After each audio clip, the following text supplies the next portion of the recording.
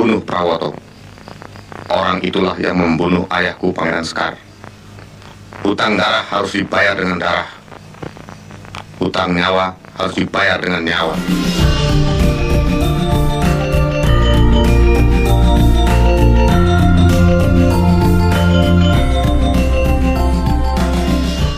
Menurut Serat Kanda, kitab yang berisi tentang kisah penyebaran agama Islam oleh para wali di Jawa pada abad ke-16,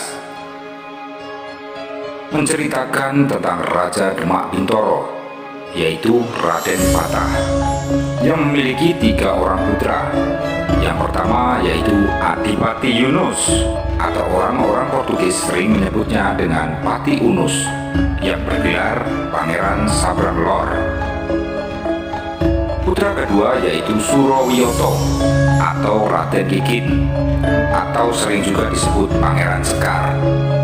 Surowiyoto ini adalah ayah dari Aryo Penangsang. Ketiga yaitu Raden Trenggono. Setelah Raden Patah wafat, hak dari takhta kerajaan Demak Bintoro tiba pada Pati Unus selaku putra pertama dari Raden Patah. Namun, pada tahun 1521 Masehi, Pati Unus memimpin pasukan Demak untuk menyerang penjajah Portugis di Malaka, atau sekarang yang terkenal dengan negara Malaysia. Dalam pertempuran melawan Portugis itu, Pati Unus gugur dengan gagah berani demi membela Malaka atau Malaysia dari penjajahan Portugis. Tak terbayangkan, sang Adipati Yunus atau Pati Unus membawa pasukannya dari tanah Jawa menyeberang ke tanah Malaka atau Malaysia, menyeberangi lautan luas demi membantu Malaysia dari derita penjajahan Portugis. Pasca wafatnya Pati Unus, maka putra dari Raden Patah hanya tinggal 2 orang, yaitu Raden Surowiyoto atau Raden Kikin dan Raden Trenggono. Raden Kikin, putra kedua dari Raden Patah, memiliki 2 orang putra, yaitu Aryo Penangsang dan Aryo Mataram. Dan Raden Trenggono memiliki putra yaitu Raden Mukmin atau Sunan Prawoto, dan memiliki putri yang bernama Ratu Kalinyamat. Ibu dari Pati Unus dan Raden Trenggono adalah Nyi Gede Maluko, putri dari Sunan Ampel.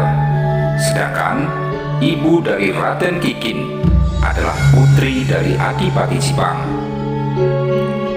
Usia Raden Kikin lebih tua dari Raden Trenggono, tapi ia lahir dari istri yang ketiga, sedangkan Raden Trenggono lahir dari istri yang pertama. Hal ini yang menyebabkan polemik perebutan tahta Demak Bintoro semakin memanas. Sebagai anak yang lebih tua, seharusnya tahta kerajaan Demak Bintoro jatuh pada Raden Kikin. Namun tidak begitu kenyataannya. Konspirasi perebutan tahta terjadi sebelum Raden Kikin menduduki tahta kerajaan Demak Bintoro. Raden Kikin diwafatkan oleh orang-orang bayaran dari putra Raden Trenggono atau keponakannya sendiri, yaitu Raden Mukmin atau Sunan Prawoto. Sebagai Adipati Jipang, Raden Kikin memiliki ilmu kebal, ilmu yang menjadi ciri khas orang-orang di Jipang, yang tidak mempan dengan segala bentuk benda tajam ataupun pusaka. Oleh karena itu, diam-diam Sunan Prawoto mencuri pusaka milik Kanjeng Sunan Kudus, yaitu keris Yayi Setan Kober, dan mengutus bawahannya untuk menghabisi Raden Kikin yang kala itu habis menunaikan ibadah sholat Jumat. Raden Kikin kemudian hendak pulang dan melewati sebuah sungai, dan disinilah utusan Sunan Prawoto menghabisi nyawa Raden Kikin di depan mata sang putra, yaitu Aryo Penangsang. Dan sejak saat itu, Raden Kikin terkenal dengan Pangeran Sekar Seto Lepen.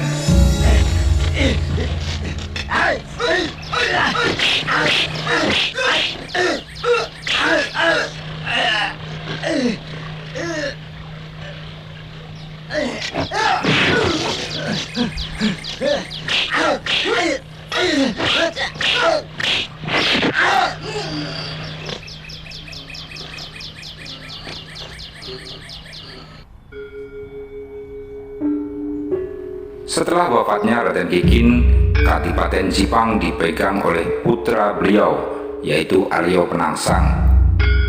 Karena saat itu Aryo Penangsang masih sangatlah muda, maka pemerintahan Jipang diwakili oleh Matahun yang dibantu oleh senopati dari Jipang yang bernama Tohpati. Wilayah Jipang terletak di Cepu, Kabupaten Blora, Jawa Tengah. Setelah wafatnya Pati Unus dan Raden Kikin, maka putra dari Raden Patah tinggal satu orang, yaitu Raden Trenggono. Secara garis keturunan Raden Patah, Raden Trenggono lah pewaris tahta tunggal kerajaan Demak Bintoro. Maka pada tahun 1521 Masehi, Raden Trenggono menjadi raja di Demak Bintoro yang bergelar Sultan Trenggono. Di era pemerintahan Sultan Trenggono, pada saat itu Sunan Kudus sebagai imam besar Masjid Agung Demak. Entah karena faktor wafatnya Raden Kikin oleh Sunan Prawoto atau putra dari Raden Trenggono, atau karena perdebatan dengan Sunan Kalijogo tentang penentuan awal Ramadan, maka Kanjeng Sunan Kudus undur diri dari jabatannya sebagai imam besar Masjid Demak, digantikan oleh Kanjeng Sunan Kalijogo. Dan atas jasa Sunan Kalijogo yang membantu Demak, beliau dihadiahi oleh Sultan Trenggono tanah perdikan di wilayah Kadilangu.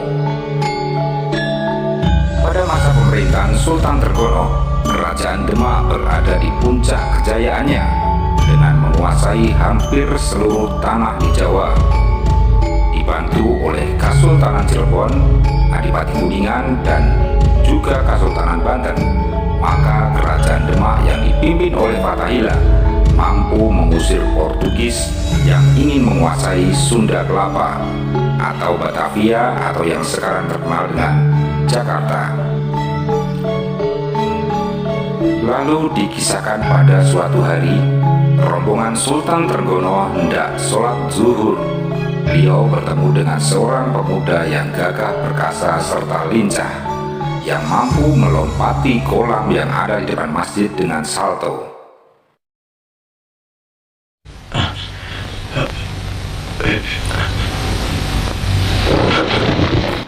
Sultan Trenggono pun terkesan dan simpati dengan pemuda tersebut. Siapa anak muda itu?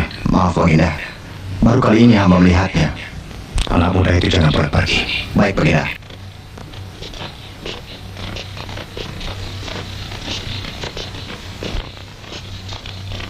Setelah ditanya oleh Sultan Trenggono, Namamu siapa? Karebet Baginda. pemuda tersebut bernama Mas Karebet atau Joko Tingkir. Anak itu kuserahkan padamu. Tidak, Baginda akan dilaksanakan. Ya, aku terima menjadi prajurit pengawal istana. Baik Baginda. Dari rasa simpatinya itu, akhirnya Joko Tingkir pun dijadikan prajurit Kerajaan Demak Bintoro. Aku yakin lambat laun anak muda itu akan berhasil. Kuperintahkan kepada Dirgapati, jaga anak itu baik-baik, sebab aku mendapat firasat bahwa Karebet kelak akan membuat sejarah baru pada keraton Demak. Dengan bakat olah kanuraganya yang di atas rata-rata prajurit yang ada, Joko Tingkir diangkat menjadi Lurah Ing Tamtomo atau kepala prajurit. Kemudian, tak berselang lama, karir Joko Tingkir melejit menjadi komandan pasukan pengawal raja. Setelah melihat kecekapanmu, mulai saat ini kau kuangkat menjadi lurah prajurit pengawal istana untuk menggantikan kedudukan Virajaya. Hamba Baginda. Di alun-alun akan diadakan penerimaan prajurit-prajurit baru.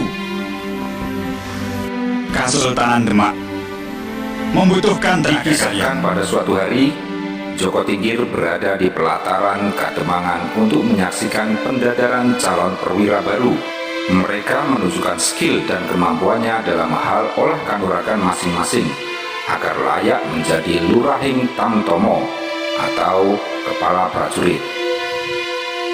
Pada saat itulah ada seorang perwira yang bernama Dadung Kawuk yang merupakan salah satu peserta dalam pendadaran ini. Dengan kesaktian Dadung Kawuk, dia mampu menghancurkan kepala banteng dengan sekali pukul. Aku sudah pasti diterima menjadi prajurit Demak. Kalau hanya prajurit biasa, aku rasa Kilura tidak pantas. Lalu aku mesti jadi apa? Ya, Dadung Kawuk jadi lurahnya para prajurit. Atau Melihat hal tersebut, Mas Karebet tertarik untuk mencoba dan memuji Dadung Kawuk yang terlihat begitu angkuh dan sombong dengan kesaktiannya. Maka terjadilah pertempuran hebat antara Dadung Kawuk dan Joko Tingkir. Pertempuran yang mulanya hanya sekedar latihan berubah menjadi baku hantam yang serius. Saat Dadung Kawuk terdesak, ia mengeluarkan pusakanya. Hal itu menyulut emosi Karebet dan mengeluarkan semua kesaktiannya hingga membuat Dadung Kawuk tewas di arena pendadaran itu. Mendengar berita itu, maka Sang Sultan Trenggono menjadi murka. Kenapa sesama prajurit harus saling bertikai hingga sampai tewas? Maka sebagai hukumannya, mulai saat ini kedudukanmu sebagai lurah prajurit pengawal istana aku cabut kembali. Maka dengan tegas Sultan Trenggono memecat Mas Karebet sebagai prajurit di Demak Bintoro Kau harus segera meninggalkan istana Demak. dan diusir pula dari kerajaan Demak.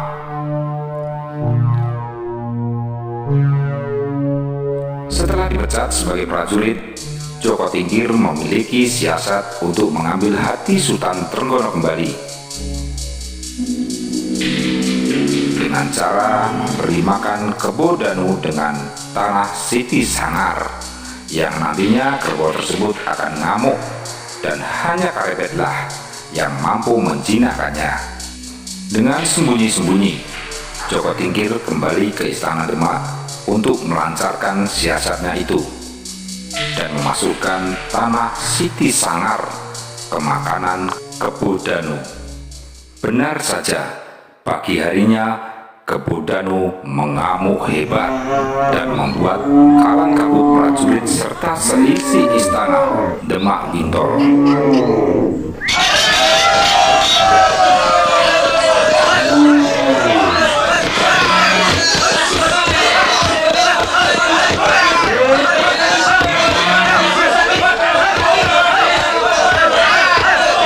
Kemudian hadirlah Joko Tingkir, bak pahlawan yang menjinakkan kebo Danu yang mengamuk itu.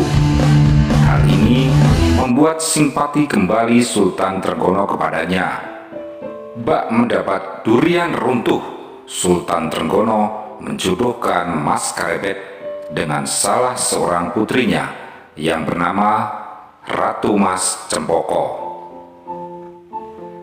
Kemudian Joko Tingkir diangkat menjadi Adipati Pajang yang bergelar Hadi Wijoyo. Kisah berikutnya yaitu mengenai wafatnya Sultan Trenggono. Kisah ini diceritakan oleh seorang Portugis yang bernama Fernandes Mendes Pinto. Menurut ceritanya, pada tahun 1546 Masehi, Kerajaan Demak mampu melebarkan sayapnya untuk menaklukkan berbagai wilayah, dan Sultan Trenggono lah yang memimpin langsung pasukan Demak dengan menyerbu Panjarakan dan Panarukan yang merupakan wilayah kerajaan Blambangan. Pada saat itu Sultan Gunung Jati ikut membantu Sultan Trenggono dengan mengirimkan 7.000 pasukan yang terdiri dari pasukan Cirebon dan pasukan Banten, dan juga pasukan dari Jayakarta. Fernandes Mendes Pinto adalah mantan pasukan Portugis yang menyerah pada saat kalah dalam pertempuran di Sunda Kelapa. Dan dia sendiri kemudian bergabung dengan 40 orang pasukan Banten untuk membantu Demak. Daerah Panarukan atau sekarang yang dikenal dengan Situ Bondo sudah dikepung oleh pasukan Demak selama 3 bulan, namun belum bisa ditaklukkan. Kemudian Sultan Trenggono mengadakan rapat untuk melakukan penyerbuan berikutnya. Lalu dipanggillah semua petinggi di sebuah tenda besar. Pada saat itu ada anak kecil yang berusia kurang lebih 10 tahun yang merupakan putra dari Bupati Surabaya yang bertugas sebagai pelayan saat itu. Bocah kecil ini penasaran dengan rapat besar tersebut, maka ia tetap berada di tempat tersebut. Melihat hal ini, Sultan Trenggono merasa risih dan dia menyuruh agar sang bocil ini untuk segera pergi. Karena ini adalah rapat penting, bukan untuk bocil. Namun, si bocil tidak mengindahkan perintah dari Sultan Trenggono. Kemudian ia tetap saja tidak mau pergi. Hal inilah yang menyulut Sultan Trenggono menjadi murka dan menampar bocah cilik tersebut. Namun di luar dugaan, tiba-tiba saja sang bocil ini secara spontan membalas dengan menusukkan pisau ke tubuh Sultan Trenggono yang membuat sang sultan terluka dan akhirnya gugur.